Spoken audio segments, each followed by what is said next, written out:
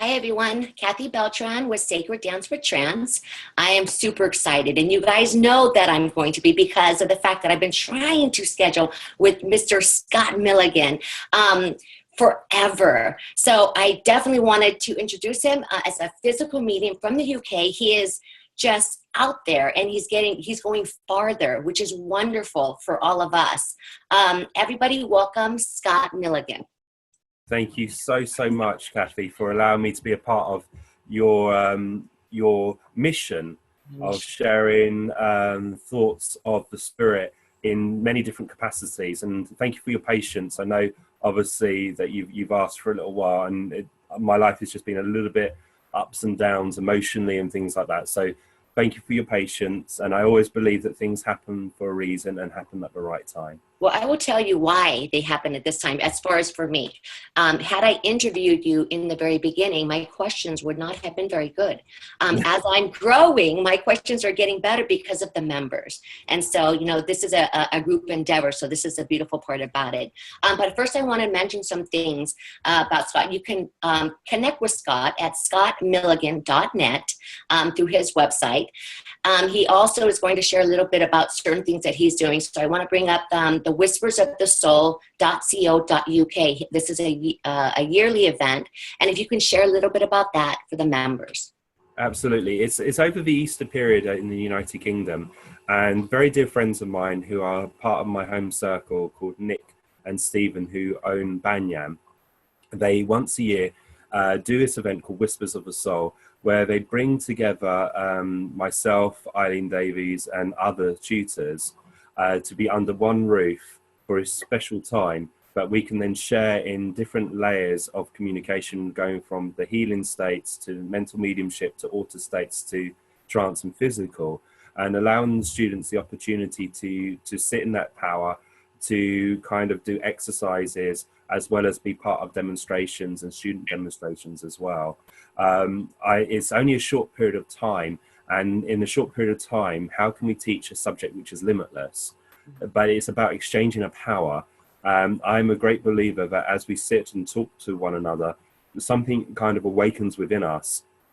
So being in this beautiful place where the dead have found their voice, it exchanges of power. And as you leave the building, you leave with something else with you.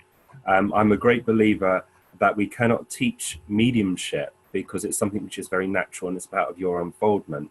But what we can do is encourage you to take you to the very doorway of your unfoldment. And then it's up to you to then step forward into that. Because mediumship is a life journey and life is endless.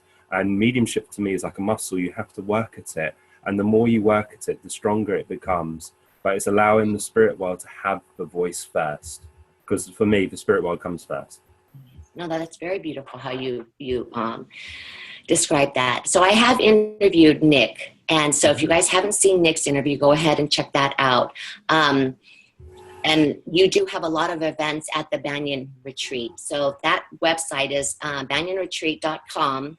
And you can check out everything there as well that they offer there. But I will tell you that I live vicariously through Sandra Champlain and Kaz Dukes. I just love when they tell me all the stories that they've experienced with you. So Miss America. I also want to bring up another event that's coming in. We shared it in the group, but this would be through spiritcommunication.com with Allison. And if you could share a little bit more about that for the members. Yeah, absolutely. This is a first time ever. I believe first time ever in especially in our field where physical is concerned, is that we are going to offer a series of classes online through Alison as created, like with Zoom, a conference where we can share thoughts and experiences, and I will go through the different subjects of like what's the difference between mental and physical, the difference between overshadowing and transfiguration, alter states to trance, and what direct voice is, apports, materialization, and also kind of give you kind of history on the subject as well with the mediums of the past, as well as taking through people through exercises of of building the relationship between the power and yourself, which lays the foundation. So when you go back into your seance room, you can sit with this kind of approach. Then that helps to quieten the monkey mind, but then allows the other world to draw close and to see if the potential is there, and also lay the foundation of your circle. Because so many people ask me, and we get so many comments coming in saying, how do we develop, how do we set up a circle? How is the seance room should be set out? And I thought with Alison's knowledge, we've come together to see if we can then put that across. It's going to be over 7 sessions, but the first session is free. So you come along and they last between, I think the first session is between an hour, maybe an hour and a half. And then each session after that is about 2 hours long. And in that time, obviously I will speak, give you an exercise, but also give you homework. But then there'll be time for questions and answers and going through experiences that way. So that's a really great thing to do. I mean, because most people can't get to where you are at. That's so it. Yeah, doing that online, it's going to be wonderful. So definitely check it out. It's spiritcommunication.com / Scott Milligan, I believe. I think so. And so definitely if you want to sign up for that free, is that the first one is free to... Absolutely. Absolutely. And that's that, the whole idea and ethos of what we are doing is to encourage people to go and sit. And the sitting in the condition that I sit people benefits all facets of mediumship, because the power is the same. It's only when it moves through us, that's when it becomes individual. And that's when you may have someone who has ignited the flame of healing, or ignited the flame of the altered states or mental mediumship, or so on and so forth. So it's the same power, but it just expresses itself through us in a different capacity. Oh, yes. So there's 2 last things. First, I know that you're also going to be participating, and this is a tongue twister for me, the Afterlife Institute Symposium this year in the States. Can you share a little bit about that? Well, it's something which is, again, very, very new. And thanks to Miss America, who's Sandra, but I call her Miss America.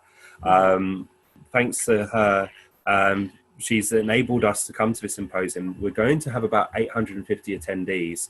They're looking at, and possibly more. And it's a time in September where, again, people from all over the world come and share. And my area is obviously sharing mediums of the past, because that's something I'm very passionate about, as well as development of physical mediumship. And I also am doing a trance demonstration, which is questions and answers for the symposium, as well as there's other guest speakers that are coming along as well. Wow. Okay. So that's going to be awesome, because that's in the States here. Yes. So we'll definitely share that again within the group, and make sure all these things that we're talking about are listed underneath the interview, so you can easily connect with everything. So how I usually start these interviews is members learn by hearing your story and how everything started for you. And I usually like to go back, hey, if you want to go back to in the very beginning when you're younger, because people can relate to certain things. So Can you tell us how everything started for you, how you got onto the road of physical mediumship or mental mediumship, however that started for you? Okay.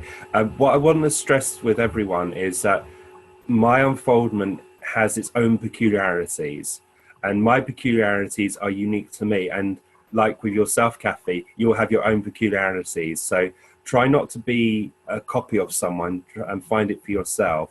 But in my instance, we did have some kind of relationship that when I speak to other people, especially in childhood, when we are children, we have certain forms of phenomena that may have occurred. And my one was that at night time a lot, I used to see my nan, which she had been passed, and I never met her physically, but obviously within the spirit. When she used to appear to me, she used to tickle me and pull me down the bed, and I used to love it. And I used to hear noises and sounds throughout the night, and I used to have this gentleman walk up the stairs with a younger person who I now know to be Daniel, and they would stand at my door and watch me while I sleep, and it always brought me comfort. It used to make me jump a few times, I have to say, but this was normal.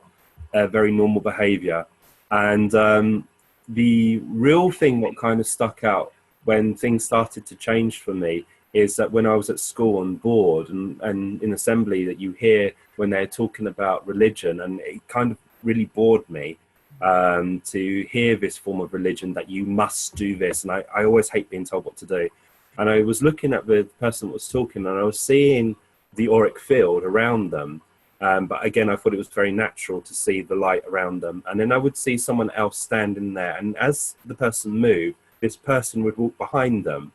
And I kind of said to my friend, you know, that person, he's got a gold robe on with red braille on, and it was an Oriental kind of thing. And they were saying, no, he hasn't. He's got a suit and tie on. And I was like, no, not him, that one. And so I kind of got isolated a little bit at school. But then as I started to grow up even further, the mental mediumship wasn't as strong as the sight. I was more clairsentient, so the ability to feel. But again, I didn't know anything about what mediumship was. And I was very lucky that I got 5 numbers on the lottery. And I won, it wasn't a lot of money, but it was a lot of money to me. And I wanted to buy a computer. And I always wanted to be I was always known as having secondhand stuff. And I wanted to be the first of my group to have a brand new PlayStation. And that's all I wanted. I wanted to be the first in my group to have the PlayStation. And I went to a computer shop called Game Mania. And I remember the lady, her name was Ursula. And as I went in there, and they knew that I had won some money. And I said, right, I want this, this, this, and this. And she said, don't waste your money here. Go next door and have a reading. And I said, no, I want a PlayStation. Thank you very much. And I honestly thought it was a marketing tool, because when you can't have something, it makes you want it more. Mm-hmm. And she said, no, it's still going to be here. You go next door. And anyway, so went next door and met a lovely lady called Sylvia Collins.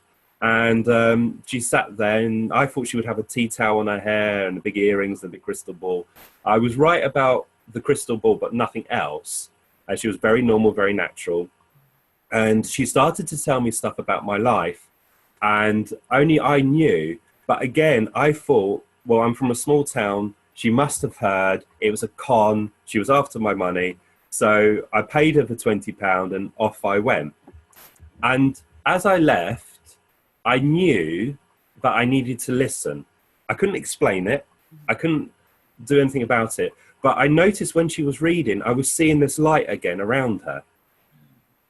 So something was occurring. And then I got a call from a lady called Brenda Sheridan. And she said, are you Scott Milligan? So I said, yes.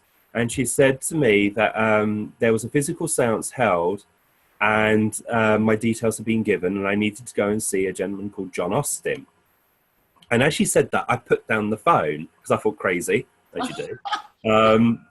And then the phone rang back, and she said, no, I'm sorry, I believe we got cut off. I must insist, blah, blah, blah. Again, this voice inside me told me I had to listen, and I don't know why. So I thought, bite the bullet. I went along to see John and met him, very lovely, very old, typical granddad kind of person. He said, oh, you're Scott Milligan. I said, yes, you must be John. He said, I've heard a lot about you. I said, who by? And he said, my wife. And I said, well, I would like to meet your wife. And he said, you will. And we sat there, and Brenda was to one side, John was opposite. And he said, I understand you've been getting peculiarities at night. And I said, yes, that's right. And he said, you've been getting this, this, this, and this. And I said, yes, again, that's right. I said, how do you know? He said, my wife told me. So I was like, who is this wife? And then she said, John said, I tell you what, let's do the Ouija board. And the moment he said that, I was like, no, not touching it. No, thank you. That's it. Game over. Mm-hmm. And he said to me, do you think this board would hurt you? And I said, yes. And he picked the board up and hit me with it. And he went like that. I went, oh, goodness. And he said, that's the only thing that's going to hurt you. Now put your finger on the glass. And we put the finger on the glass, and I was getting more and more angry because this guy had just hit me. And as I was sitting there, the glass moved very, very quickly, and it spelled out Milligan sit. Milligan sit. And I said, when? It went, spelt out now, now, now. So we took our hand off the glass and I walked into the seance room, which was a front room, very plain, very simple. And I sat there and nothing happened. Absolutely nothing, because I didn't know what to do. He said, just sit there, close your eyes. Nothing. And I honestly thought he was crazy. So I said, right, thank you for your time. You know, see ya. And he said, go and see my medium work, the medium that I trained. So I said, okay. And Brenda took me to Colin Fry's house. And Colin Fry was known as a TV medium, but actually was known as a physical medium. And I went into this room and Colin was there, and there was about 35 people, 30 to 35 people. And he turned around and said, oh, you must be Scott. And he said, I've heard so much about you. And I said, who by? And he said, John's wife. And I was like, again, who? And not tweaking at this moment that John's wife is now in the other world. Didn't tweak at all. Didn't get that. And they started tying into a chair.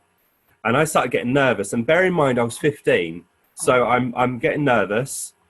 And the lady next to me called Marlene, and another lady here called Joan. And they said, oh, you're Scott. And I said, yeah. And they said, we've heard a lot about you. I said, don't tell me John's wife. And they went, yes. And I was like, okay, fine. And by that point, I noticed that Colin was tied to a chair and the door was sealed up. And they turned out the lights and red light was on. And now not everyone knows that I'm scared of the dark. So I've started to panic. I wasn't told what to expect. I was told to sit there and be quiet and sing when I was told. I went, okay. This curtain went round him and the light went off. And by this point, I am now panicking, as you do. And unrealizing to me, the microphone, which is recording the event, is here. So everything I'm whispering like this is being recorded.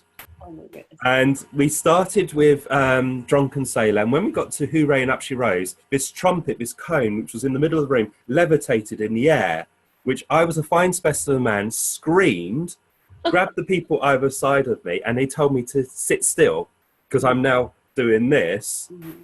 And Marlene on this side said, is that you, Charlie? And the trumpet stopped in front of me and went like this. And Marlene said, I'm so excited, it's Scott's first time. And you can hear me saying, shut up. Shut up. Like this. I actually used a little bit stronger words, but I said, shut up. And then this voice came out from the corner saying, is it, mister? Let me get my legs. And I was like, pardon? And you heard this child materialize and run out the cabinet. By this point, I'm hyperventilating because I'm petrified. And this child had grabbed hold of my hand, not fumbled, but grabbed hold of the hand. It was small, it was warm, it was human, and said, nice to meet you, mister. God, you got big hands. And he kicked my feet and said, you got big feet and all. Oh my God. The moment I touched that hand, the fear faded away, melted away, absolutely went. It was like a new person, a new wave of emotion touched me. I felt love. And this child ran back into the cabinet. Out came this old man, old voice, said, good evening, ladies and gentlemen. I'm Alec Guinness. And you can hear me on the tape saying, who the hell is Alec Guinness? And this voice came back and said, young man, I was always known as Obi-Wan Bloody Kenobi. Which I then screamed out and said, oh my God, the force is strong with you. And I said, can you sign this piece of paper because my dad won't believe me? And he said no, which I thought a bit rude. But I realised then later that Alec Guinness didn't like doing autographs. So it was a kind of a bit of a double-edged sword. Anyway, the seance continued and someone had personal communication. And Colin's chair lifted from the corner with him on it, floated in front of me and dropped. Wow. And completely, the whole room went bang as this chair fell. I've screamed, as you do. Oh. Light came on and there was Colin right in front of me. Oh. I ran out that room. I phoned John and I said, I want to learn. Oh. I need to learn. And that's when he said, let's form a circle, go away for a month, learn manners and stay close to Colin. And in that month, I was able to sit with Colin on a number of occasions and see extraordinary things through his work. And then on a Wednesday, on the 2nd of May, I was taken to John's house. I was tied to the chair. And as the lights went off, we had bangs and raps on command. On the 11th sit-in, we had a voice in midair over there. And then we had nothing. Absolutely nothing. For 2.5 years. Oh my goodness. And for 2.5 years, we had nothing, but the circle still sat. We still developed the power. And then all of a sudden, I was aware of a voice deep within me saying, yes, yes, yes. And it was getting louder and louder, stronger and louder. And it was coming from like my gut, and it felt like it was coming up, and it felt like it was going through my head. It was in front of me, it's around me, and I couldn't move beyond this word, yes. So I just thought, I'm going to say it. So instead of me saying yes, it came out yish. And I thought, no, yes. And it came out yish, yish. And the voice started to change. I started to go, oh my God, oh my God, but still trying to say yish. Am I having a stroke? Because it wasn't coming out right. And I felt different. And John called me back and said, right, thank you, my friend. May your God be with you. Scott, come back. And literally, as he said that, I felt myself coming back to normal consciousness, if that makes sense. And I said to John, why did you stop me? And he said, you can have too much of a good thing. But the voice also said, when it said yes, yes, it said, now I come and speak to my brothers and sisters of the joining of our world and yours. And it was out my mouth before I could think about it. Oh my goodness. And that's how the voice was found. And ever since that moment, I can't shut them up. I cannot. And that's how we started to build up our friendship between myself and my team. And that's how really the trance started. There's different degrees of the trance states. And there was times when I was more conscious, and there'd be times when I was more out of it in those days of unfoldment. But that's how it really started. Oh my goodness. Okay, so being 15, this was definitely, not too many people get right into physical mediumship or trance at 15 years of age. No, you were like, it was meant to be for you to go down this path, and they had to hook and bait you really good to get you. They stuck a fork in, I was done. But I honestly believe that people come into this at the right time, and I needed to be in this movement at that time because Colin was still doing physical, but he was just coming to the tail end of his work. And I needed to see him work. I needed to experience the voices, to experience the many forms of phenomena. Then obviously, I became very close friends to David. I needed to meet John, who was 87. And I needed him very close within my life and in my development. So I believe things happen when they're meant to happen. And I just reached that stage of maturity. I was under the title of John's as one of the youngest at that time of sit-in. But he always said, keep it to yourself. He said, you don't need this unnecessary pressure. Sit and develop, sit and listen, sit and become one with the spirit. Wow, that's beautiful. But that was John.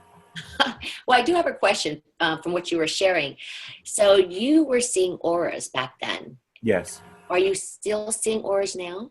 Yes, I do. I see, first of all, it's very common that you see the first layer very close to the head. It's very common.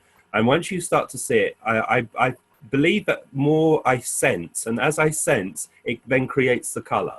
So when someone is sitting blending, when someone's working, I can look at them and I can see the baseline color starting to manifest. And as that starts to manifest, it kind of gives me a doorway into their development.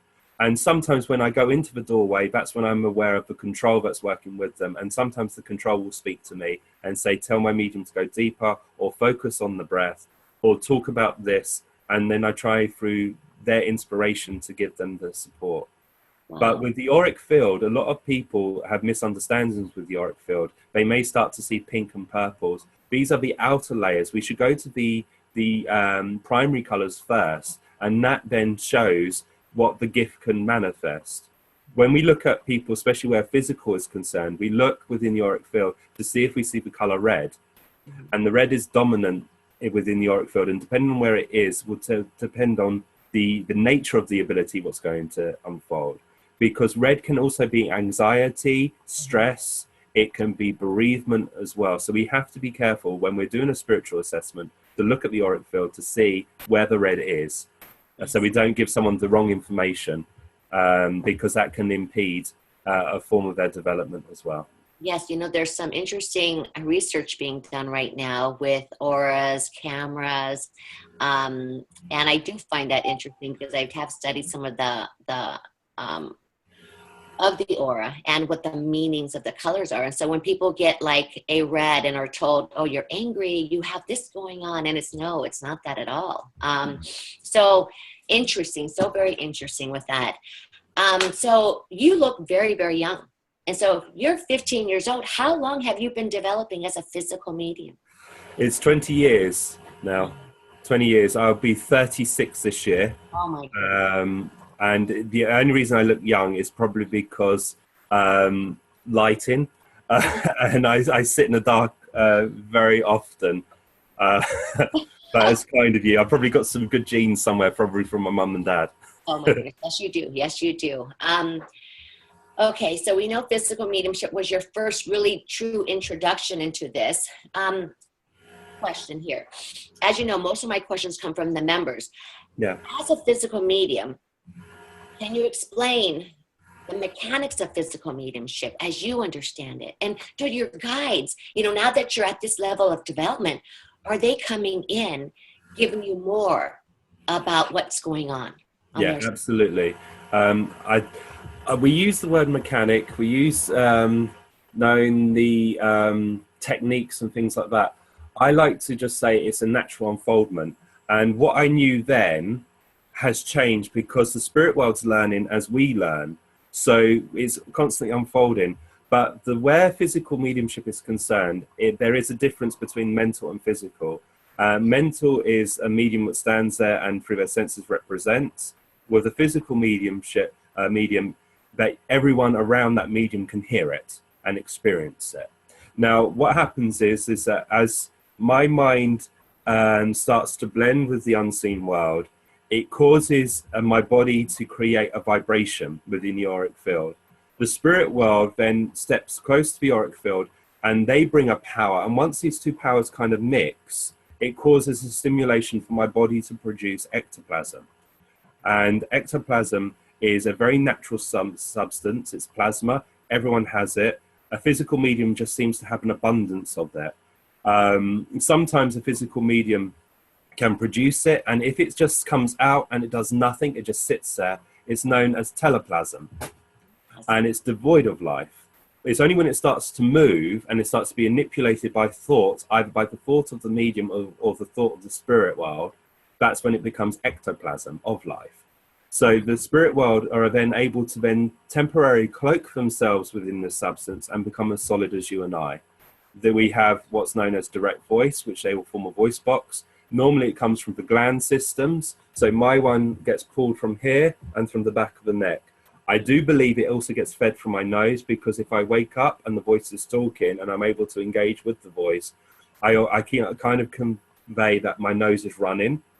And also, if I'm awake and the voice is speaking and the trumpet's up at the same time, I can feel the rod coming from the stomach area.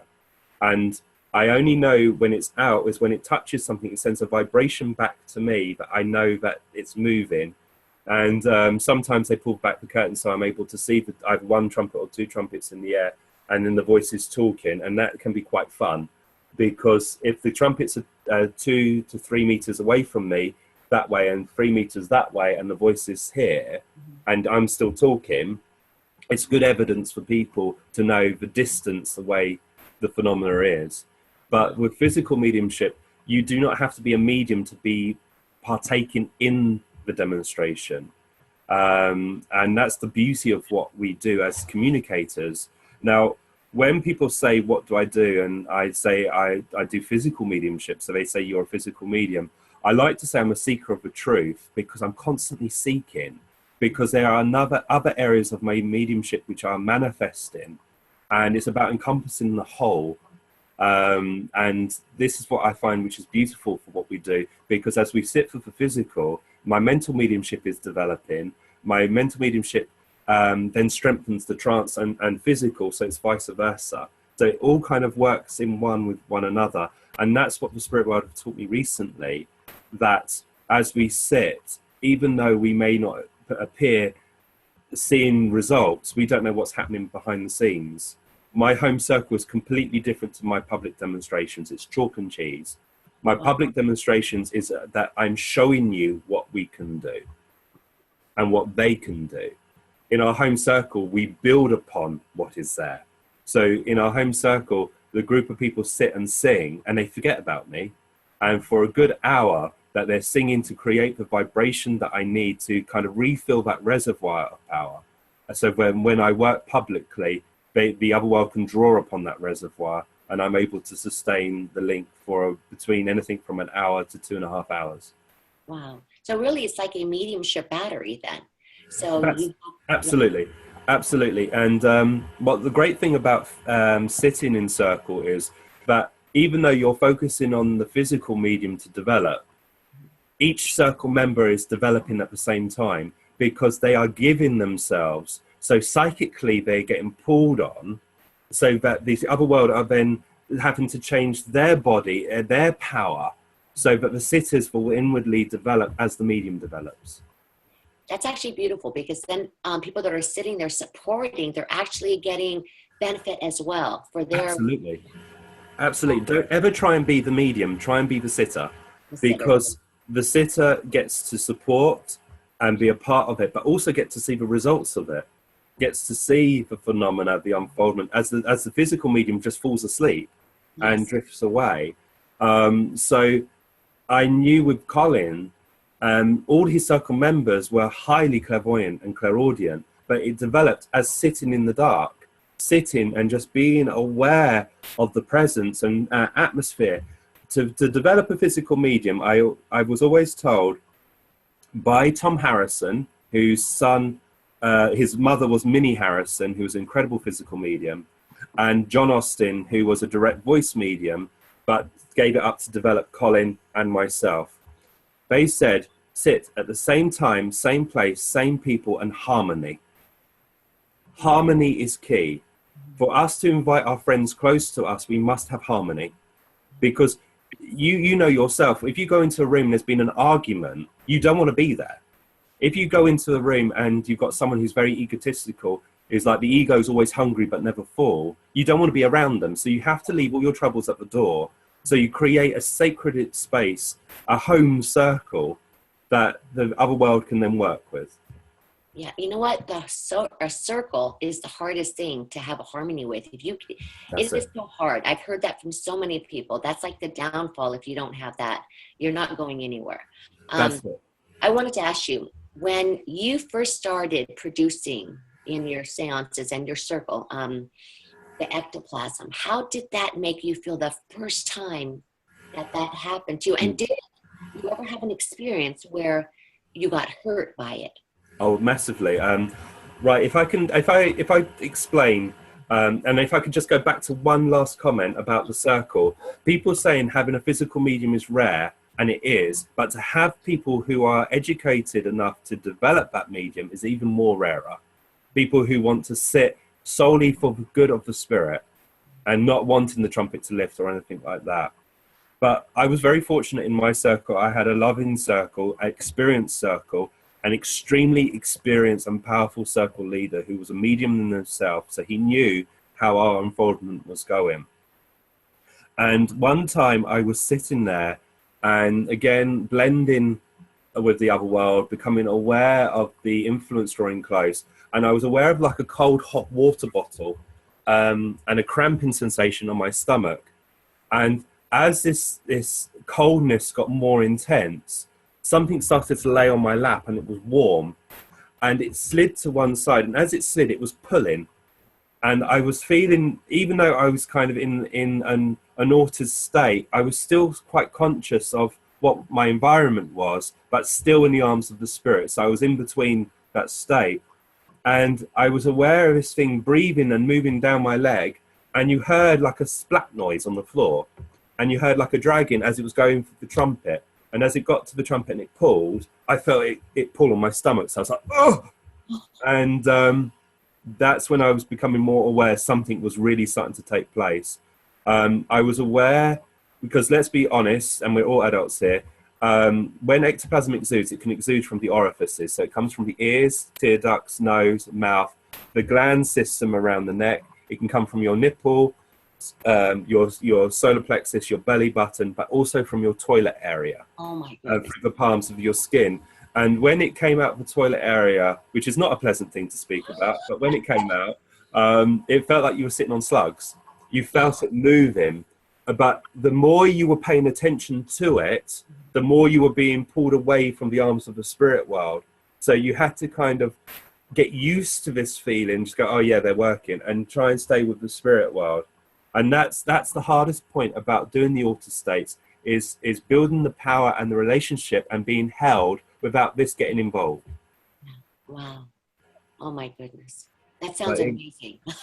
but there's so many stories I can tell you about, like Colin going through the brick wall in the seance, the elephant materializing, the parrots materializing, through my own work in light, being taken over the sofa with the chair and being dragged up the wall upside down, just for them to display that they can do it. But I ask you, believe not a word I say, and to experience it yourself, because that's the most important thing that I try and get across to people. I can tell you everything that I've seen, and I wish to share it, but believe not a word I say until you have it yourself. Well, I can imagine how it would be. But the people that I've talked to that have witnessed this, I absolutely trust them. And I've listened to so many of your interviews sharing these beautiful stories. And that's why one of the things before we started this recording was, are you going to write a book? Because you have so many beautiful stories, so many things like that, that I'm sure this book will just be going off the shelves. I love hearing your stories, listen to all the different interviews and the wonderful things that have you've experienced within that. Yeah. Amazing. It's amazing. But let me go back to the question. Did you, a lot of people get concerned about the ectoplasm. They're told, don't touch it. Don't touch it. It could hurt the medium. Have you had that experience of being hurt yourself? I have. I thought I was invincible up until it was the 14th of November. Was it 14th of November or 15th? It was either 14th or 15th of November, 2014. And I remember it well. But just prior to that, in my home circle, we had just finished the chair. At the end of the circle, the chair will always lift and turn. And normally when the chair drops, I can feel a shudder through my body, which then indicates to me it's breaking down now. And they drop it because they break the power, which causes people to do that. And then the energy in the room dissipates very quickly. I come out the alter states and that's it. And on this occasion, the chair had lifted, dropped. They called me back, absolutely fine. Darren turned on the white lights. So red lights come on. Now this is white light. And we didn't dim it down. So it was bright light. And I've gone, ah. And as I've gone like that, my nose started to pour with blood. Oh my and I couldn't tell you the pain. It was just like, you know, when you do a belly flop in water, Yes. It was like that, but on my face. And I've gone back and I just started to bleed. And my circle leader was so happy. And I'm going, why? I'm like, oh my God, I'm bleeding. And he's going, oh, I'm so pleased. And I said, why? How? He said, because it shows you're developing. It shows that you're becoming light sensitive, which means the mediumship is growing. Wow. So I was like, oh, cheers. So, That's amazing. at the end of each circle, he'd be like, you're not bleeding. So Oh my goodness. I was like, oh, great. So going back to the November one, I was a demonstrating medium at the Arthur Findlay College. And I was teaching at the time as well. And because it was close to Christmas, what we decided to do was to do a Christmas tree seance, which is where we put a Christmas tree in the middle of the room and we put presents underneath it. And the spirit children then go over and they open and they tear the presents. And I used to have a glow-in-the-dark rope, which I wrapped around the Christmas tree. So it's a point of focus for people. And I was quite robust within that time of my work that I was showing ectoplasm in light. So on this occasion, as they were doing it, the first thing, as we started to open and as the other world started to manifest and show their presence known within the Alpha Finney College library, my control Daniel said the light's too bright on the rope, and pulled the rope off and put it down by the side of the platform. And on this occasion, you heard a dog barking. And as the dog was barking, this guy had picked up a rope and threw it at the sound of the dog. But it had gone beyond the dog and landed between Eileen Davies and myself, who was in the cabinet. The ectoplasm recoiled. You heard my control, Eric, saying, "Everyone be quiet. He is hurt." And then they called me back. I came back, and the only way I can describe was like if I said to everyone in the room, "There's £50. If I lay on the floor, the first person what makes me scream by kicking me in the stomach wins the whole money." It felt like everyone had kicked me. I got up, I got upstairs. I was very dizzy. I was disorientated. I felt incredibly sick. And as I took my seance top off, I had a burn about that big on my stomach, which a lot of people see when we do the seances at Banyam. We show the picture. And it was a very large burn. It blistered, but when it's across your stomach, going from a seated position to a standing position, pulls, so it teared. But the most concerning thing, that was something I can deal with. The most concerning thing is that the moment I closed my eyes and opened them after that seance, I wasn't aware of the other world. The other world, so I assumed, even though it took years to develop me up to this point, it took a second and it sounded like they destroyed the whole work.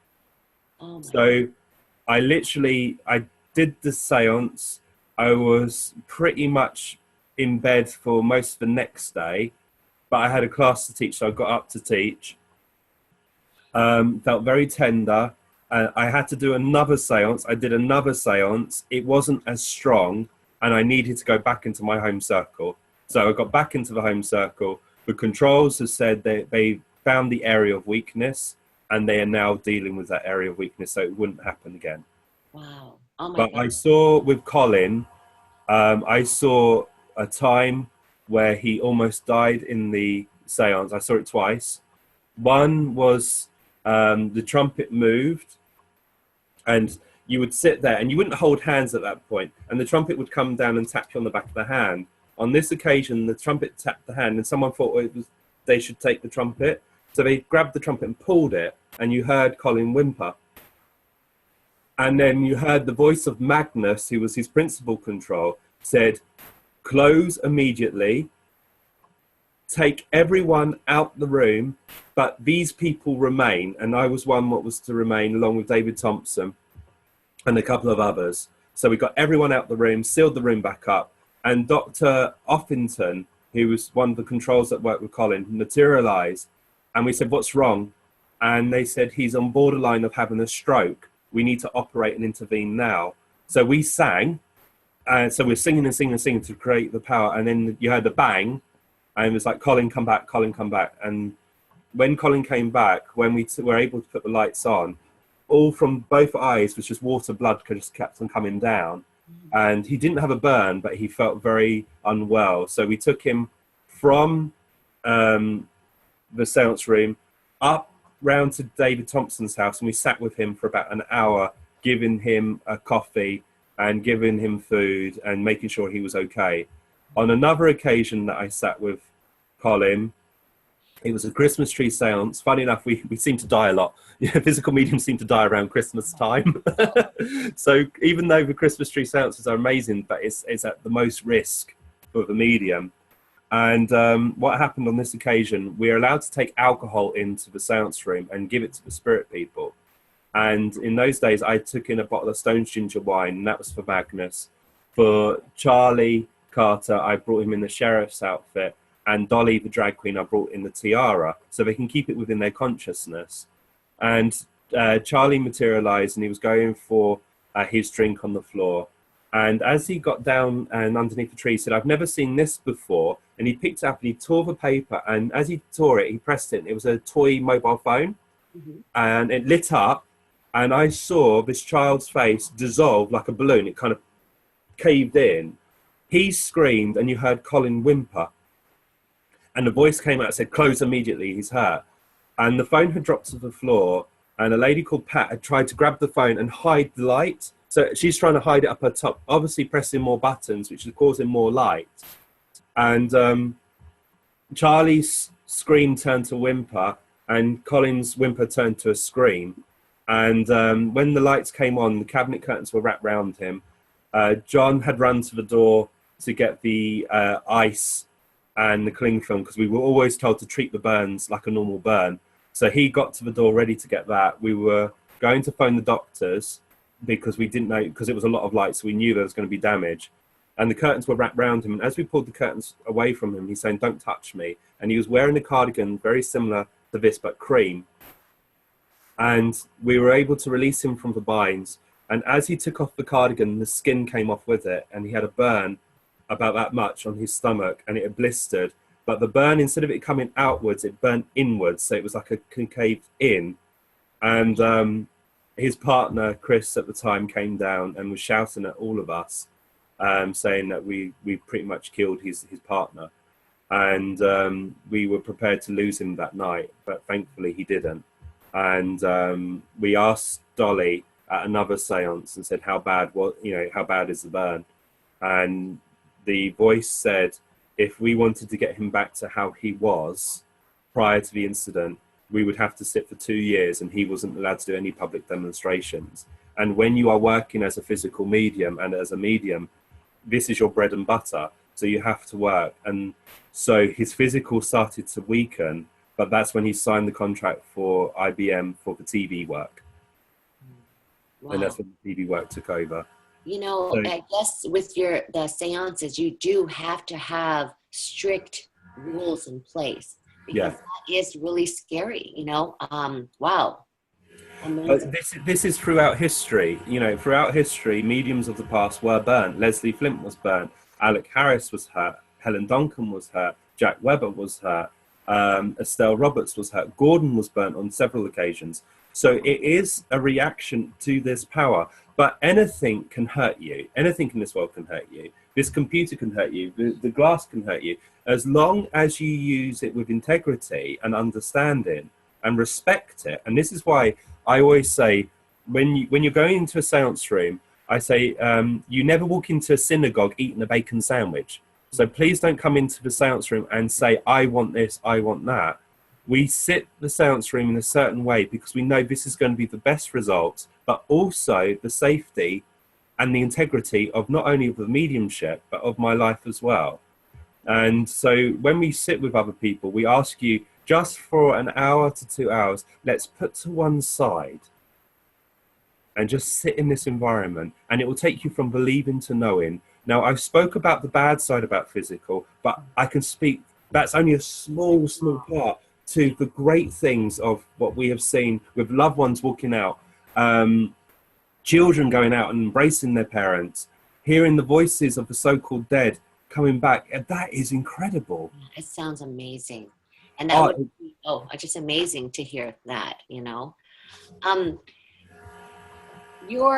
I'm glad you brought up the Christmas tree seances, but I think it was very important that you expanded on this ectoplasm and not being touched and what could happen. So that's really good. I don't think a lot of my interviews have went into that area at all.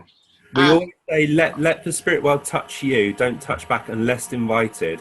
In Colin's, we were allowed to put our hands up, and faces would form, and they would press their face into your hand. Now, Colin had long hair, and a lot of times the forms would have short hair. If it was a man with a beard, you would feel the beard. You would feel the features. The nose would stick, nose and ears would stick out in different ways, which were different to Colin's. So on command of the spirit world say touch, you're allowed to put your hands up, and then they press themselves into it, and you could feel a different person there. It sounds amazing. I can't believe, of all the things that you've witnessed, that's why I can't wait for your book, because I have to watch all these different interviews to hear your stories. So, I cannot wait until that comes out. A lot of the members, they always ask this question. When you sit in the power, when you started that, how did you feel How did you do that? Most people just say they just sit, or some people say they meditate, but what is sitting in the power, and how did you do that? How did you feel when you experienced sitting in the power? I think you've got to realize with the power, you are the power. You are it. So you're already in it. It's just learning to move your mind from logic to the possibilities of something greater. Now, I move into the power through prayer, and I'm not talking about prayer for protection, because I never ask for protection, because I don't necessarily agree or believe in it. But that's only my view, because the other world, I've never experienced the other world bringing any harm to us. It's the living that bring the harm, not the so-called dead. But for me, through going through a prayer of very simple saying to, for instance, I would say, dearest divine and infinite spirit, as we assemble in this your sanctuary, I come to you empty-handed. May your love blend with my mind, so that I can surrender and fulfill the need of all. As I sit to serve your world, I hope I serve with integrity, with love, truth, and honesty. If it is your desire, be with me, as I love you forever. And I will use something similar to that. And even as I'm talking, I'm aware of the influence now of Eric drawing close, saying, well, yes, you know, that kind of atmosphere. But I'm very conscious of him here. I'm very conscious of an expanse in my own awareness. So therefore, I've moved into a power. I didn't have to go through any form of unlocking doors or opening up or anything like that, because you're naturally open. It's just moving your mind. So for me, if someone asked me, how do you move into power? I would use the wonderful phrase, you're the medium, you tell me. And the reason I say that is because then it helps you to go back and speak to the spirit people. If you have the monkey mind, then meditation will help you, help focus. But you need to have the fire within your mediumship, and that's the power. And the power moves you. It connects you with everything. Glyn Edwards was probably one of the best people who explained the powers to me. It's about inviting the spiritual world to blend with you, but then asking the universal power to then blend with you, then you are connected with all. And at that time, it was beyond my understanding of what it was, because he kept on saying to me, how are you getting this information? I said, I just know. I just know. And he said, so you're working with the power? I said, I don't know. He said, go back and ask it. What intensifies it? You know, I ask people, where do you feel love? And some people feel it in the heart, some feel it in the chest or lower down or so on and so forth. That's where your soul resides. That's where your power is. So take your mind to that area and then do your prayer, then the rest will follow. But I can easily say to you now, if you wanted me to go into the altered states, and it takes me probably about 5 to 10 minutes to blend, what I would say to Eric, here I am. Let's have a party, blend with my mind. But if it's Daniel, it's different. I say, all right, fella. And I can hear him in my head saying, yes, I'm working. So I don't engage with him. Or he say, yeah, I'm all right. How are you? And we kind of talk. And the more I talk to him, I start to drift into his arms, and then I fade away. Beautiful. But it feels like when you're in the power, it feels like you're held. It feels like everything around you is still and you're held. And that's the power. That's what I call the power. You know what? As a feeler myself, it's very hard to articulate. I can go with the feeling of what I'm, I'm never going to be able to express it the way you have. But when I go sit, I just feel this great love come in. And that's as far as I can get. I can't articulate. I just know it's there, this beautiful power, and that's exactly what it is. But you do make it sound so beautiful. You do make me want to go, okay, as soon as I'm done with Scott, I'm going to go sit, because he makes it so beautiful. You mentioned Eric, you mentioned Daniel, and I know of Morningstar. Who are these people that you're mentioning? Right. The three boys that I talk about is Eric, Robert Johnson, Daniel, and Morningstar, known as Dull Knife. Now, these are the principal voices. They are not my guides, they're my workers. My guide is someone who I'm aware of a power, and I've got a sneaky feeling it's an Oriental person, but I haven't got into that node of knowing them yet. I know my workers, and these three people are the integral parts of the core of the demonstrations. Daniel controls the phenomena, he brings through the loved ones. Eric brings the philosophy and works with me when I'm teaching. Morningstar is the power. And Morningstar prophesizes for the year ahead.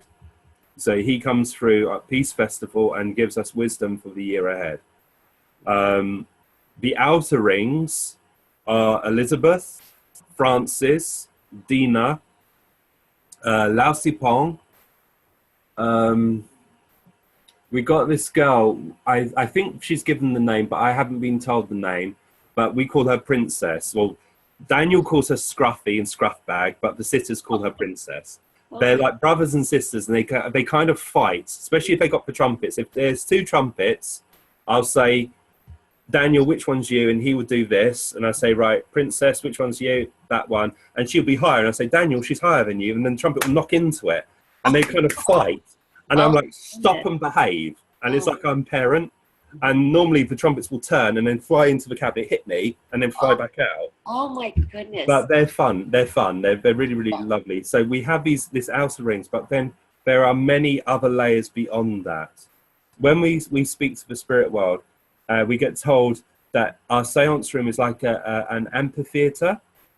So we're in the middle, and then there's just rows and layers and layers and layers and layers and layers. And each time we sit, more people join. And any person that's developing can have an army of people behind them. Many hundreds and thousands of people will work with you. And especially as you're developing, your control kind of says to the other world, my medium's developing, come and try them out. And that's why sometimes when you wake up and you're developing, you think, I'm going to try art, and I don't know why. And that's because there's an artist that's drawn close to you, and they're trying to express themselves. The art may not work, so as that spirit control pulls back, your guide then says, right, come on, you're a healer. You try and work with my medium. And that's why so many people through their development go, I don't know why, but I'm drawn to healing, or I'm drawn to art, I'm drawn to physical. It's maybe because they're seeing if the potential's there. Oh, I love how you explain that. But Daniel, Eric, and Morningstar are my friends. Eric will say, I am not your guide, I am no one's guide, I am a friend to all. And he was one of the first voices that ever manifested, because in the early days, we would have Morningstar speaking, but then he would only speak very briefly, and then he would withdraw, and then Eric would speak. But when we asked for the question of, what is your name, or who are you, my mind would assimilate the name Teo. So over time, as I started to surrender more to the influence and get deeper, Teo's name turned to Theo. And then on one night when they had complete hold, Eric said, my name is Eric Robert Johnston. I am now the voice of many. So the two names that were simulated were Eric, but it was just my mind trying to create a name for them. And Eric has said the names are not important. It's the message that we bring is of importance. So I call Eric friend. And he said, if I'm a friend, I can work with anyone. Wow. Where if you're a guide, I cannot work with someone. Wow, beautiful. Yeah. Interesting. I know that you've worked with some well-known mediums and some that have crossed over, that have, been your earlier start. Have any of these mediums from the past come through you? Yes. In your mediumship? Wow.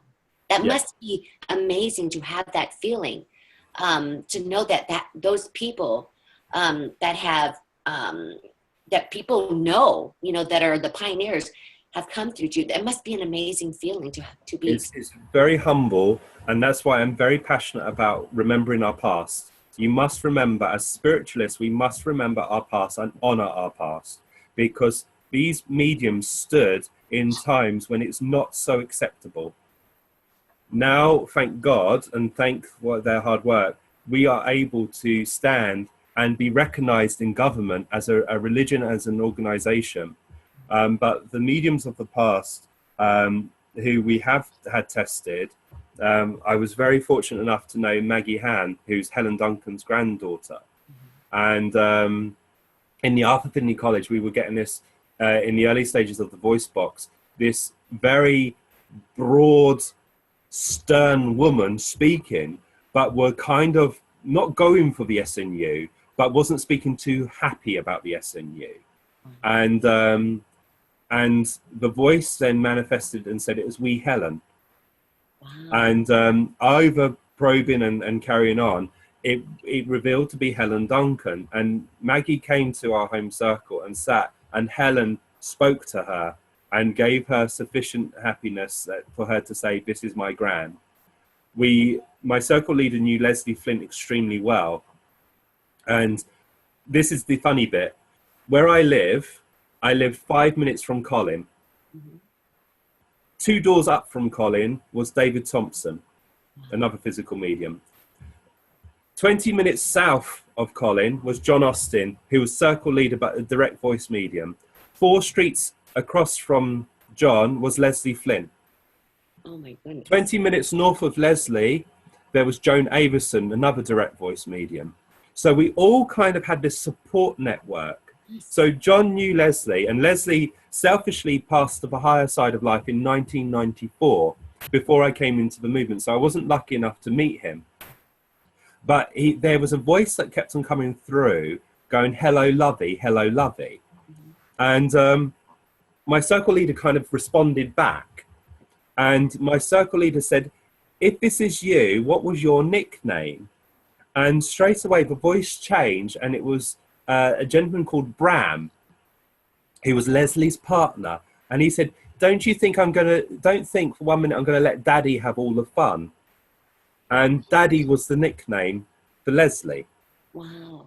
So as that started to then, Leslie started to come through, and Leslie is actually quite one of my favorites because he's so funny, because he's like the most unassuming character. And he kind of says, look, I did all the testing. I went through all the hoops, and I was the most tested medium. I did it so other mediums didn't have to be tested. Try and test the spirits. And Leslie said, after 60 years of being an ambassador of the spirit, when I died, I thought I was having a rest. And then Estelle came to me and said, Leslie, we need you. So they now can do seances over in the other world. So really that poses the question, is our mediumship supposed to benefit us here and now? Or are we training for the mediumship in the spirit world to attain the higher knowledge to then bring it back down through the layers? Very interesting. And I have heard that when you have a seance here, the spirit world is having the same one on the other side to connect with you. Yeah, we've been told by the spirit people there is a gathering of souls of about 35, 40 mediums who were influential within communication, and they sit and they create a harmony to help people who are sitting to develop. So this power is being created with the cooperation of our side of life with them, hopefully that their presence is known and we can take that sting out of death. Very interesting. And this is what is interesting to me when I hear from people in their circles, as they're starting their circles or had been for some time, they're getting visits by different pioneer mediums. Just they feel them, they see them or whatever, but just for a short time. And then they go away, and then somebody else might come in, the next time. So it's very interesting. I'm glad that you shared that bit about what they're doing on that side, especially when they cross over. And definitely no rest, obviously, if that's what's going to happen. So very interesting. Okay, so as you were developing, and I know I'm always going to bring you back to when you were just, beginning, did you, in order to get rid of the monkey mind or to go deeper into a deeper state, did you ever use music, breathing techniques, or mantras to help you? Yeah, I use music. Music is important. I'm a music medium. But when I listen to music, I don't necessarily listen to the lyrics. I listen to the beats behind it. So, because as we're going into an altered state, our sensitivity of our hearing heightens, and you hear even the breath of the singer breathing in and out, and that becomes a distraction. Now, I got very upset one time with the spirit world because David Thompson was a deep trance medium, Colin was a deep trance medium, Stuart was a deep trance medium, Joan was on her way of being a deep trance medium. And I said, why are they sit there, they close their eyes and it just, and that's it. And I said, I'm having to go through, and this is hard work. And the spirit voice came back and said, we need you to understand and appreciate the many layers of consciousness so that you are able to share the wisdom and teach those who are seeking the truth. So you will have empathy as they move their mind. So when people come up to me and say, do you know, I'm sitting and I'm getting them attack, you know, that my throat's going, I feel the room starting to spin, I can then relate to them because I've experienced it myself. And it's only now, in the last few years, I'm now, if I'm doing a trance Q&A with the light on, the control will speak philosophy first so that I relax into it. And what it will sound like to me in my head, all I can hear is very muffled words. And then I start to relax in that hold. And then the voice will say, we have now sufficient hold upon his mind. Let us proceed. And then that's when people ask questions and the controls will then speak back. In the seances, I'm out of it. I'm completely out. And that's why it takes about 10 minutes of blending, because I believe for us to get into a deeper state, you must have a period of time of blending and allowing the control to get used to you as you get used to them, and the harmony to build. And then it'll be more of their mind speaking. So when I was resisting that, oh my God, why am I not going deep? Why am I not going out? I now understand, appreciate it, because I'm going through the layers so I can have empathy with someone. And that is amazing. Did you, as you were talking about the layers and blending, did your team, your guides, bring you through the layers and bring you back down and back and forth to understand the layers? I mean, I know I'm not even sure if I'm asking this right. I kind of understand. I understand. I think the spirit team allow you to become a point of focus. Now, can I just expand a little bit on this? Because I hear it a lot where when I ask people what is imprisoning them in their gift, I hear there's a lot of fear based with trance. Yes. Yeah, no, people are saying that they're worried that someone's going to step into them, they're going to be possessed, they're going to be this, and you think, oh, and I get it, I really do. But when we're in the trance state, our soul doesn't go anywhere. Our spirit body moves to one side, which is like our etheric body, and that plays a part within the mediumship.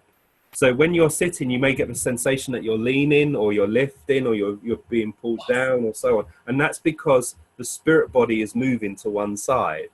At any point, your soul does not leave. The body is the kingdom of one soul, and that is yours. And that only comes when the death comes to the physical body and the severance of the etheric cord.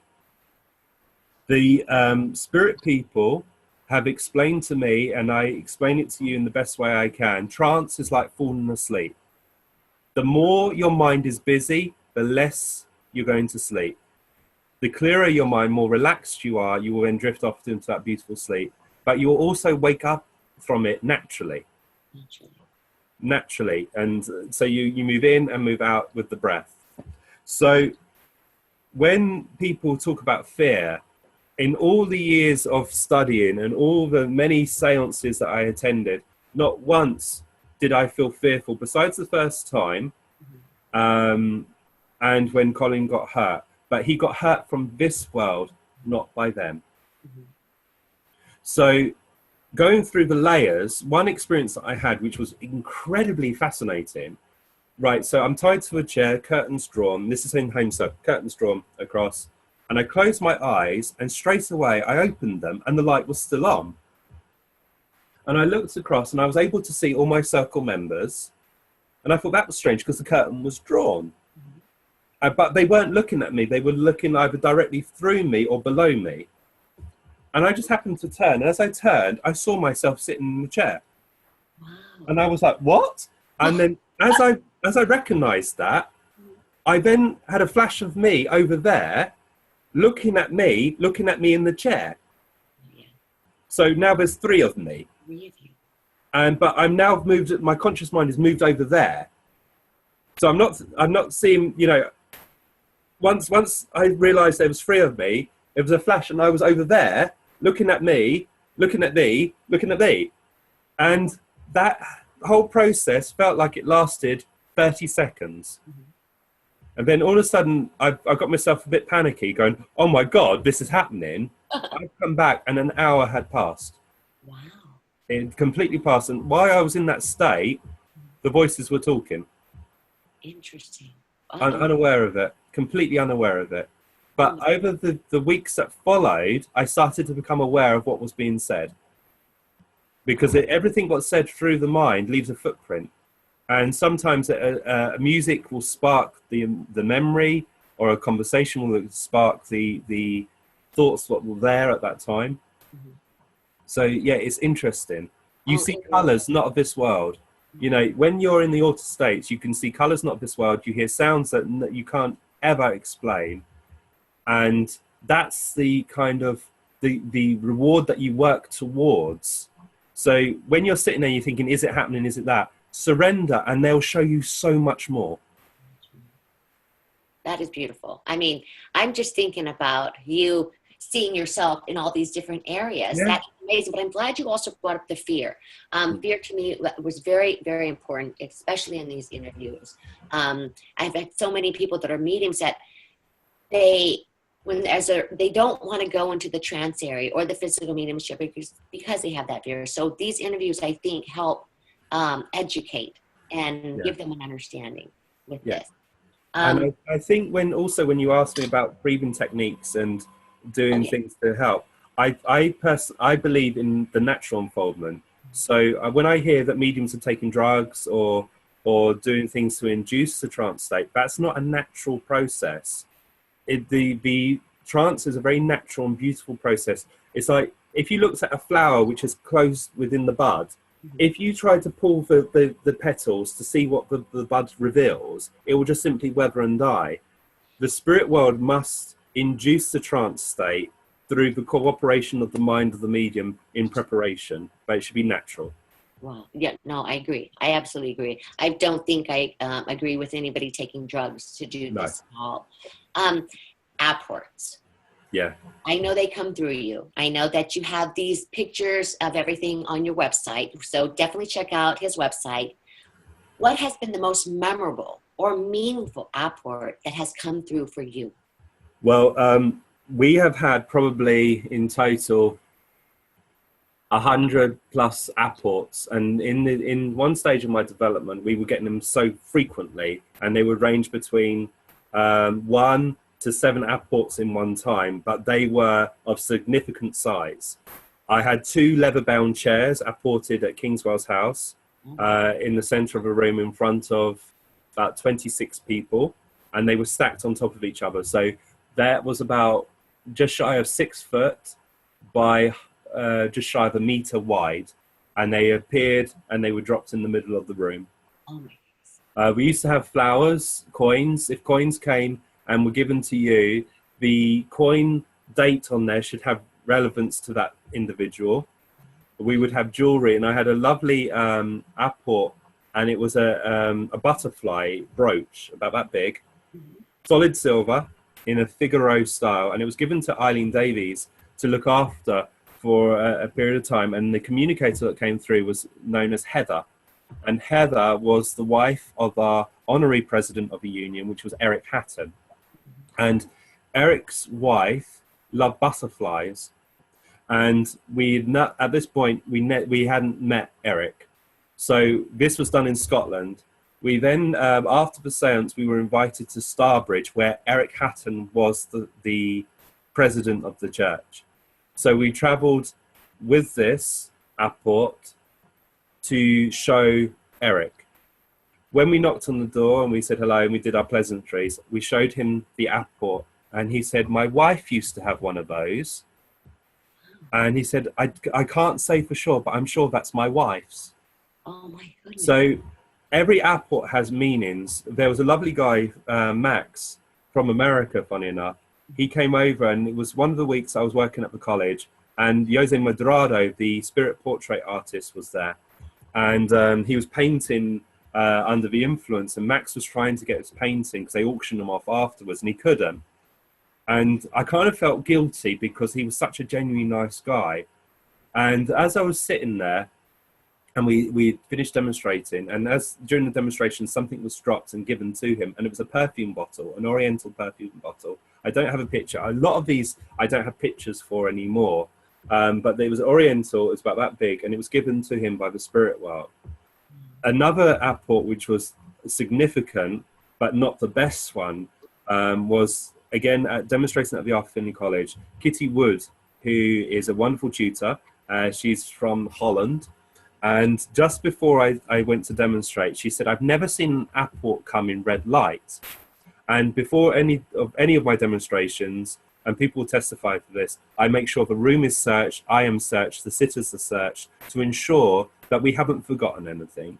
And it keeps the integrity there. On this occasion, the control, I think it was Daniel, was talking to Kitty and said, in red light, would you like to come up and stand in front of the medium? So the light came on, she saw me there, and then all of a sudden my mouth opened, and there was like it kind of inflated outwards, and out came a solid silver bracelet about that big, and it had 4 or 5 amber stones all the way through. When it landed in her hands, it was ice cold, and then it heated up. Unknown to us, it was Kitty Wood's birthday. So she got communication from her grandfather, and the stones were representing her family members. Wow. When the bracelet was shown in red light, in light after the seance, Eileen Davis ran upstairs, came back down, and said, because it was your birthday, I had this wrapped up. She opened it up, and it was the pendant to go with the bracelet. Oh my goodness! Goosebumps. So that was a double-ended apport kind of evidence. There was more. There was a gentleman at Banyam. I was running late, so I couldn't. I wasn't there prior to the seance. So literally, I walked in, tied down, straight away worked. And at that point, we were getting so much jewelry through apports. We told people to take the jewelry off, so it shows that no one's thrown it on the floor, because we had a 24-karat gold cross and chain apported into a seance room. And when the light came on, the lady said, "Oh, that's mine. I was wearing it when I came in." So we couldn't fight it to say it wasn't, or it was. So take all your jewelry. And on this occasion, this gentleman had communication, and he was a police officer from America who shot dead a guy, who pulled a gun out. And he said, because I took a life, the spirit world won't love me. And the spirit people produced a pendant, which was silver, about that big. It was a shield, and it had a bear's head on it with 2 turquoise stones with 3 feathers hanging off of it. So in total, it was about that big, but the disc was about that big. When it was placed on him, the light came up, his wife left the room, came back in with her pendant, and it was the female version to that. Oh my goodness. And they said they got married, but they didn't have wedding rings, they were getting pendants. And in America, this was the pendant what was given by the gentleman to his wife, but they couldn't find a male version of it. So they had to wait a couple of years, and it was produced by the spirit world. Wow. But the wooden-headed bust was my most memorable one. It was just as I said to the Arthur College, that I wasn't going to sit in the conditions that they wanted me to sit in. So I was feeling quite low. And the spirit people in the circle, we were sitting there singing. There was a massive thump, and we thought one of the sitters had fallen off the chair. And then there was another thump. And then when the light came on, there were solid silver nutcrackers, which was given to Christine Morgan and from Australia, and this wooden bus. And this wooden bus was given to us by the spirit world, and we were told there was a sister to it. A lady then attended the seance about a year later, and she missed her train, so she was coming. So we said, well, why don't you stay at our house, and we will then take you to the airport the following day. As she walked in, the airport was sitting on our sideboard. Oh. And as she came in, she went, "Oh my God, I used to have one of those, and I got the other one to go with it, which is a woman."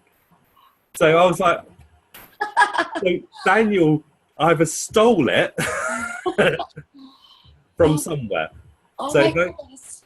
Funny. That is so funny. But amazing to have that validation and connection with that. Okay, I want to ask you this. Knowing that, you told me the stories about your ectoplasm and how you might have gotten hurt or how you got hurt and other people have gotten hurt. How does your family feel with you doing this, with the potential of being hurt? I never told them. I never told them until recently, when I thought, as a spiritualist, we're denying the power by, when people asked me what I did, I didn't tell them. Because I was kind of hiding it. And I thought I shouldn't be fearful about this. Now, don't get me wrong. I don't stand in the street and shout about it. If someone asks, I then tell them. As a spiritualist, I can take my shoes off and walk into any church, any temple, any synagogue and breathe in the atmosphere. But that church may not do the same for us. And their religions have to stand and shout. And we are quiet. So I told my mum, and my mum thought it was interesting. My dad was like... He was a builder, plumber, proper man's man. He was like, yeah, right. My sister was, yeah, okay. And then one time I was asked to do a charity event to do mental mediumship. But in those days, I was a psychic artist. And I used to draw the pictures while the medium's working. And then I would link in and give out my information. And my mum and my sisters came to that demonstration. And it moved them from believing to knowing that something was in it. And then just recently, my mum started to sit in seances. My dad never sat with me, unfortunately, but he now comes in with the demonstrations from the spirit world. But funny enough, just to make you laugh, my dad used to say to his builder mates, "Go on, tell them what you do." And I would be like, no, just leave it. And he said, "No, go on, you'll love this," he used to say to his builders. And so I told them once, and I kind of got the mickey taken out of me. And I said to my dad, "Don't ever do that to me again." Oh my goodness. So the next time we were in front of his builders, my dad went, "Go on, tell them what you do." And I said, "Don't." And he said, "No, go on, tell them." So I said, "Okay, I'm a condom tester." Oh my goodness. And my dad went, "What?" And I said, "I told you not to push." I said, "Sorry, lads, it's a very tricky thing. But that's what I do for a living." And I walked off and I said to my dad, "If you ever do that to me again, I will embarrass you." Oh my goodness. Oh my goodness. I can't imagine that. I can't imagine. You know what? That's so beautiful though, that with your family, your mom is now sitting. Yeah. Oh my God. And your father coming through now. Yeah. My father passed on the 15th of May, 2016, and I had to do a seance. So that was on the Sunday. I had to do a seance on the Friday because we had people flying in from different places. So I had to do it. I didn't want to do it, but I had to do it. And as I went off, the voice came out of the cabinet very, very quickly and stood in front of Debbie, who's from America, who sits with me as well, and screamed in her face, "I am not dead. I am not dead." And then went to Eileen Davies and said, "I am not dead. I am not dead." But also it sounded like, "Dad, I'm not dead," as well. So I couldn't hear that because I was out of it. And the spirit world had to work incredibly hard that night to get me out the way because I was too emotional. And when I woke up to speak to Daniel during the seance, I burst out crying. And then the other world had to then induce the trance very, very quickly, or the seance would have ended very, very quickly. Wow. But yes, I know he's there. But as a medium, even though we know what we know, we still miss that physical touch and that physical presence there. And that's why our work is so important for any medium to really look at themselves and ask them why they're doing it. Is it to be a star, but all stars fade and turn to dust? Or is it to build someone who's been devastated by death, to get a mum and dad up in the morning who felt that pinch and give them a little bit of oxygen to say, actually, death is a lie. They're there. They're just in a land where one day you will visit them and you will stay. And the spirit people have said, sorry, Kathy, for this. The spirit people have said to me and said in the trance state on many occasions, the difference between your world and ours, in your world, people leave you. In our world, people join you. Wow, that's beautiful. And I'm like, okay, so it doesn't help, but it gives a bit of philosophy. Yeah, so, yeah. No, I agree. And you know what? Even if you're sitting, whether that is for your mental mediumship, trance or physical, whatever it is, aligning to the reason why you're doing it, having that passion, that sacredness to serve. Because the moment you start doing it just to do it and you've lost that passion or the reason why, then you need to step away, because you have to be there and it has to be sacred. That's how I feel. So you gave me the goosebumps when you told me that. So I have a few more questions left for you. Go for it. What has been the biggest mistake you have made in your development? Going out publicly too soon. I should never have opened up the door to the public. I should have remained quiet and still and allowed mediumship to develop even further, then take it out publicly. But the subject of physical mediumship was dying, and David Thompson had moved to Australia. Colin had come into the end of his time with us and with physical, and Joan Avison had passed. Stuart was up north and he was retiring, and the flame of physical was really starting to burn out. And so I kind of put myself out there to try and encourage people to sit and keep the flame burning. But if I could do it again, I probably would have given myself another 10 years of training before I went public. Well, you know, as much as I'd like that, but I will tell you, to me, I feel that there was a reason why you went out. And I do feel that,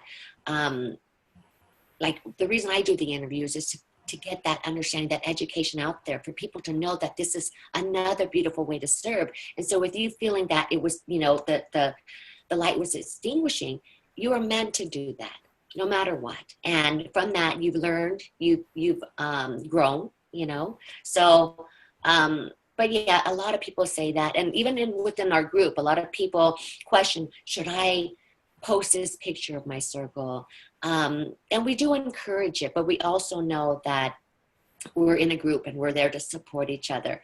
But we do want to educate them. So somebody might write something, oh, this is a picture of Transfiguration for my circle, and it's not. And so that's where we come in and ask in the interviews more, or have people come in with education. So that is the beautiful part. I also want to protect the members, so I don't always approve things. And we talk to them on the side. If we don't forget to hit approve and not decline. Sometimes that has happened. But I think that's very wise, because there are circles out there, and I don't want to put it down, or that who are not doing physical in the right way, are paying lip service to what we do and playing on the vulnerable minds of people who are genuinely seeking that comfort. And that's why within our seances, we always push for evidence and the voices. Yes, the trumpet may move and the drums will bang and phenomena takes place, but that's not what it's about. It's building that power and allowing the spirit world to exercise that muscle, then say, right, the power's right. I have your mother here, your father here, your son, your daughter. And so other circles that I see and witness who say they are doing physical, it isn't physical. And that's kind of diluting the sacredness, and our history is being washed away through people not understanding what we are doing. And that is extremely dangerous, because I believe in everything we do is that we will be answerable to this, but in the other world. And I don't want to have a family member come up to me when I pass over and say, you use my name in vain, or to be met by Gordon and said, you allowed this to happen on your watch.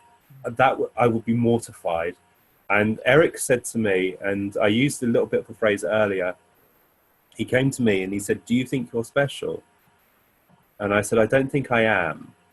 And he said, do you desire to be a star? And I said, I don't know. And he said, if you desire to be a star, then you will, but all stars will fade and turn to dust. but those who contribute it to humanity will live forever in the hearts and minds of your tomorrows. And that philosophy of him saying, you've got to really think of why you are doing this. Why do you want to represent us? And Eric is very stern, but very loving.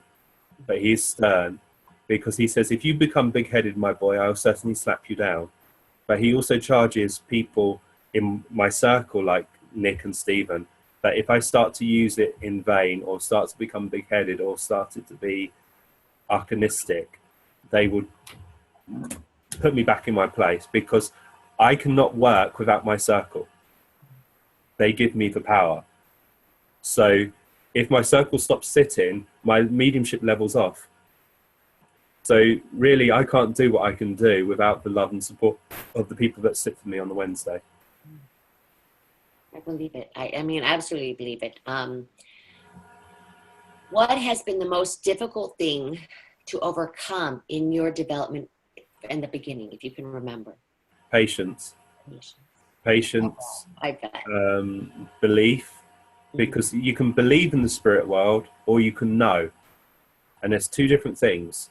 Believing gives room for doubt. Knowing, you're concrete, you're solid, you're there. And it's believing or knowing. And I kept on thinking, yeah, I can't explain this. But if you were asking me now, what's the hardest thing to overcome? It's people's demands and expectations. People say to me a lot of times, you should be sitting in light, we want it recorded, we want this, we want that. And I kind of say to them, don't you think I want that as well? But what people don't know, which is only starting to come out publicly at certain points now, is that we've investigated the mediumship very vigorously, and we have photographs, we have recordings, we have a 2.5-minute recording by the thermal imaging camera of ectoplasm. We've got some phenomena in red light which has been captured, but we don't want to put it out there yet because it's going to put unnecessary pressure, and people have expectation. One woman came to my seance and said, I want to see the Native American in red light, please. And I was like, ah! And I'm trying to say to the people, there's a lovely seance saying on my seance room door, he who enters expecting nothing shall not leave disappointed. And so people's demands can imprison the medium. I remember, and let's be a little bit controversial if I may, I remember a couple of years ago, there's the Truth campaign, and everyone's getting involved, and I support it in the fact is that we have to rub out rot. But when you go into the seance room, when you hear the voice of your loved one, it moves you from believing to knowing the integrity, but the feeling and so on and that behind it.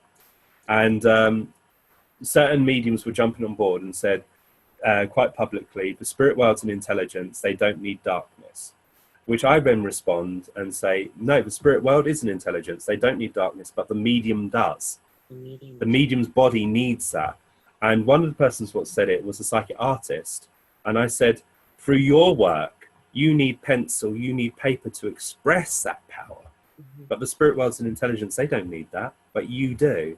So having people's opinions pressed upon young minds who are trying to develop, I believe you listen to the spirit world and you hold that sacred to you. Hold it sacred. Don't allow this world to sway you. And don't try and impress people or try and make it work. Your job as a medium is to create the condition, and then the other world will be able to work through you. I love how you said that, as far as it's not the spirit world needing the darkness, it's us. It's you as the medium. I've actually not heard that. So well, look where you were born. You were created within the womb of a mother.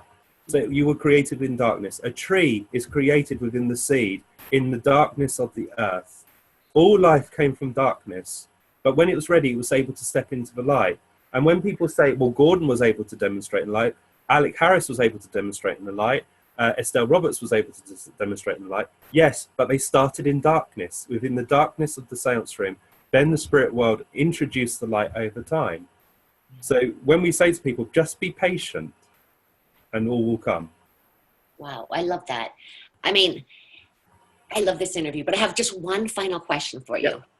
Do you have any advice on how to go deeper in trance to let your guides have more control? Stop worrying. Stop worrying. Okay. Stop worrying. The more you worry, the more you want it, the more you wish it. These are stones being thrown into a stream of power, and you're blocking that stream. My advice to you is to realize that your gift is endless. And therefore, if you don't achieve it today, you can achieve it tomorrow. If you don't achieve it tomorrow, you can achieve it next year. Or if you die, you can carry it on in the spirit world. So your mediumship carries on. Wow. So allow time to be your friend. Make sure your circle are not pushing you. You know, a lot of circles, they think they're helping when they're saying, hello, friend, we can hear you, come and speak to us. When the medium's blending, don't. Do that in the mind. So your sitters should be singing there and saying to the other world, here I am, take from me what's needed. You know, may our love build that bridge, and say that within their mind. And if they become aware of the influence, say it through the mind. And the other world will capture that, and then they'll start to blend deeper with the spirit, you know, the mind of the human here. Because if you were blending, and I said, oh, I can see you there, friend, come forward. You will hear it. You'll get excited. Oh my God, something's happening. And you start to think and you start to push back. You know, many times when we've spoken to the spirit people or see the spirit people, we see them. And then once we acknowledge them, they disappear because our logic kicks in. If we could just remain like that pane of glass, we're then able to then have a conversation through mind by the spirit world. Beautiful. So my advice to you is to learn a very English word, sod it. Who cares? Who cares? Who cares? If it happens, yeah. If it doesn't, yay. Because what's at the heart of all of this, sitting for the spirit world is the best thing. If you are able to have contact, if they are able to dust your consciousness and speak to you, that's the cherry on top of the cake. Sit for the power, sit for the other world, and if you're lucky, if you're patient, if you have the capability, the other world will let themselves know. Wow. Thank you. Thank you so much, Scott, for sharing with us today.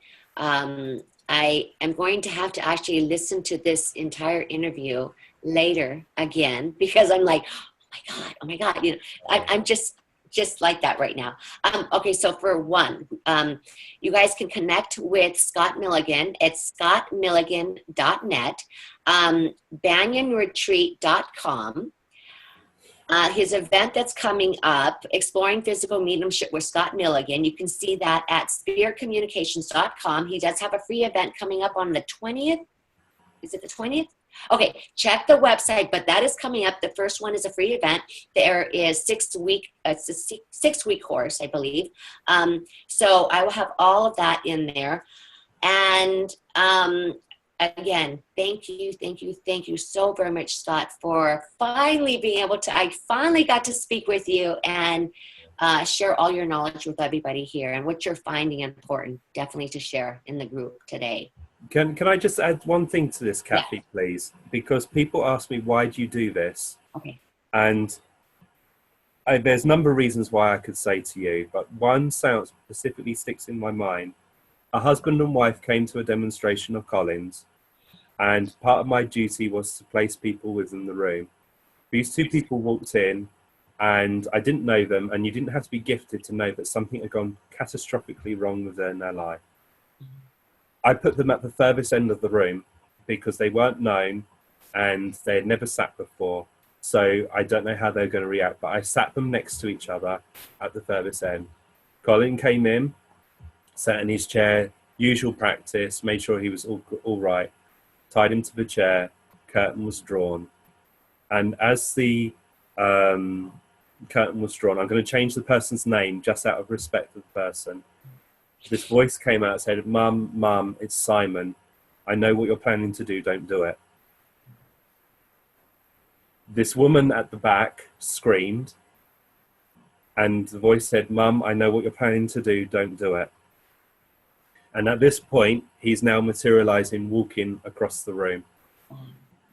You try and tell a mum and dad to calm down when they have felt the sting of death. My job is to ensure that Colin is safe. Mm-hmm. I'm just about to close the circle because this woman is becoming hysterical. Dolly, the drag queen, has materialized in a sequin dress, has walked over and sat on me. I felt the dress, I felt the hair, I felt everything. The moment she sat on me, I knew it was going to be okay. This lad spoke to his mother for about 15 minutes. They hugged, they kissed. They spoke about the bike, that they had to sell the bike and go to Australia. And this boy had turned around and said, I've been to Australia, I've seen it, blah, blah, blah. Dolly has risen from my lap, walked over to the cabinet, and there was whisper, and he said, Mum, they're calling me back. She said, don't you dare leave me again. He said, Mum, I've not gone anywhere. As he's going back, his legs are now dissolving, so we've only got his torso left. We've joined hands to give him more power. The torso is now going across us, so it's gone across my lap. He said, Mum, I know what you're planning to do. Don't do it. I'm all right. I love you forever. I've not gone anywhere. Goodbye, Mum. And off he went. Obviously, the power has dropped. Dolly has then come out with a martini in her hand, gone, oh, the emotion, to make us laugh, build us back up again. The seance ended. Seance continued and then ended. I spoke to the mum and dad, and I said, did you recognise that to be your son? Because if you didn't, I'm going to have to stop Colin doing his public work and sit and develop him.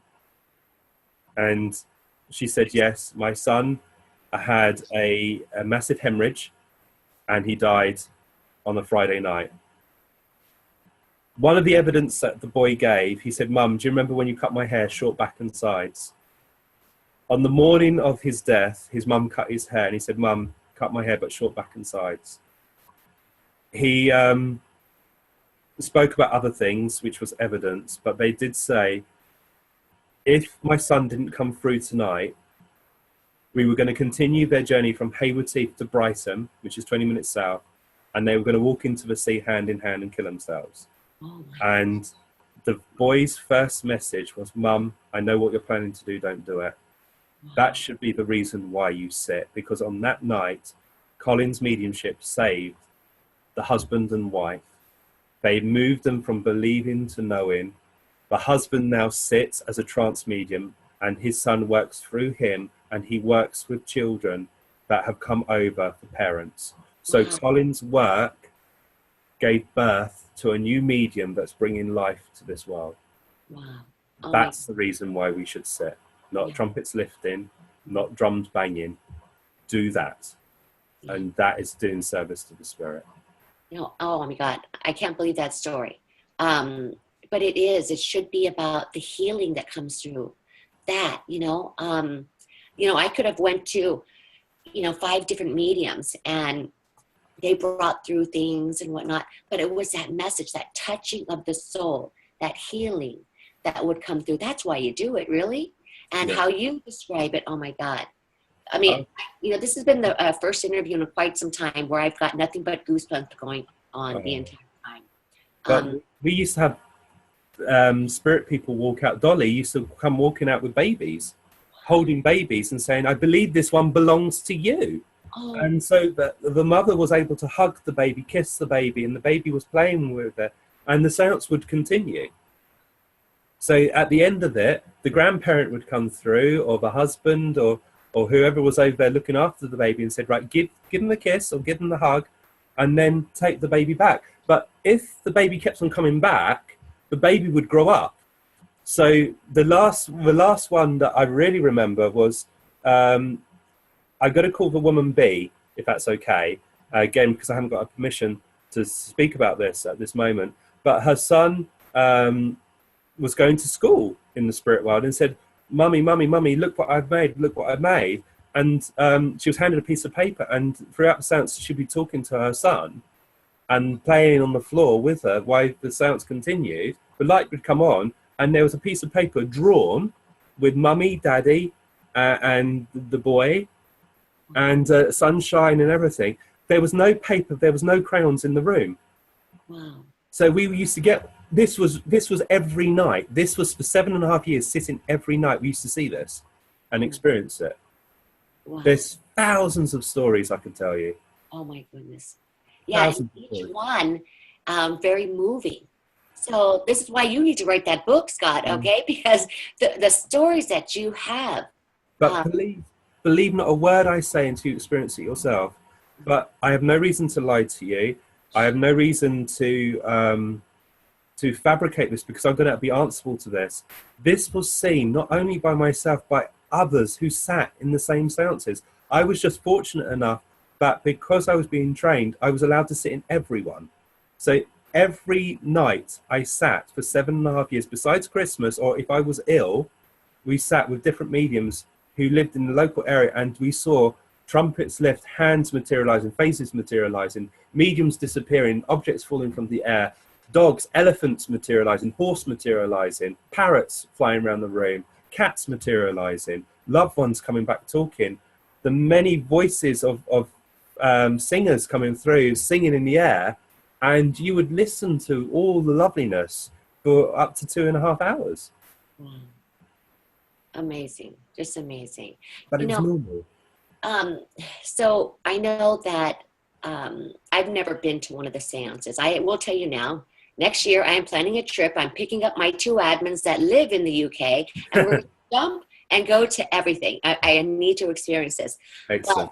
But one of the things I do is, like when you walk into a room, when you feel that energy, or when you meet somebody and you feel that energy from that person, whether that person's good or whatnot. What I know, and thank God I have what I call the superpower, but it is that, that radar. You have that radar where you can feel, even though I'm here in the US and you are in the UK, I can feel your energy. I can feel your passion. I can feel this beautiful energy about you. And you don't ever have to say, I have no reason to lie. I mean, I had that truth detector thing. But I feel I feel that love and the work that you do. I've heard it from so many people. And this is why I'm so glad at this point in all the interviews that you have come on and sharing these bits and pieces that have not been really expanded on in the interview. Yeah, thank you so much. And the thing is that it's about serving, and the purpose of our work is to ensure that the next generation has the foundations to grow upon.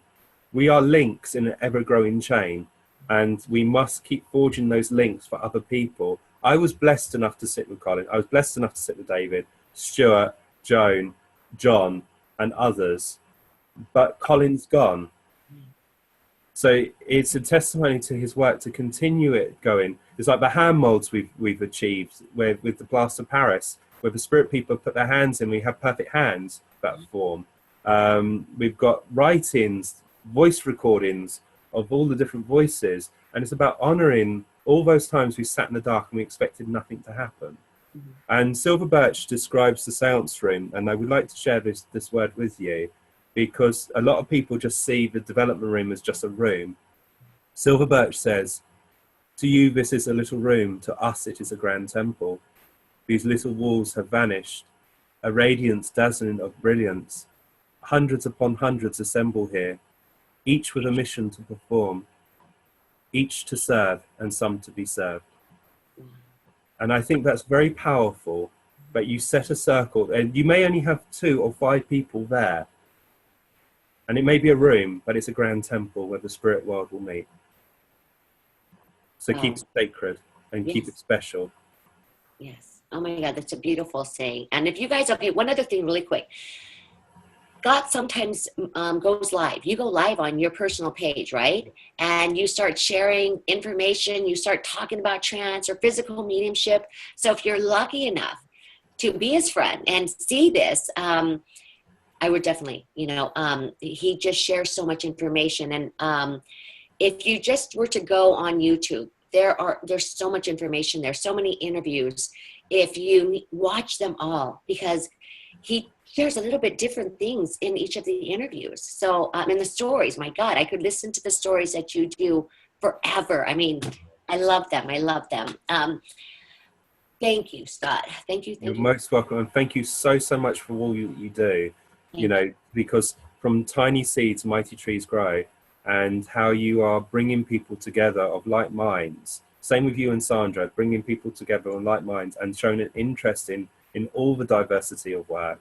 And it is important that we lay the foundations, and that's what you're doing. And the internet is the way that the world is moving towards. And you're able to then to touch as many people's lives who aren't able to travel, who don't want to go to Seance, but they want to listen or to learn about it. So you in yourself are becoming a pioneer in this form of work. So I know when you said to me earlier, you know, I've never got to that point. You should always say, I've never got to that point yet, but I'm open to it, because energy will follow thoughts. So, you know, in your own way, you're shining a light. So keep it going.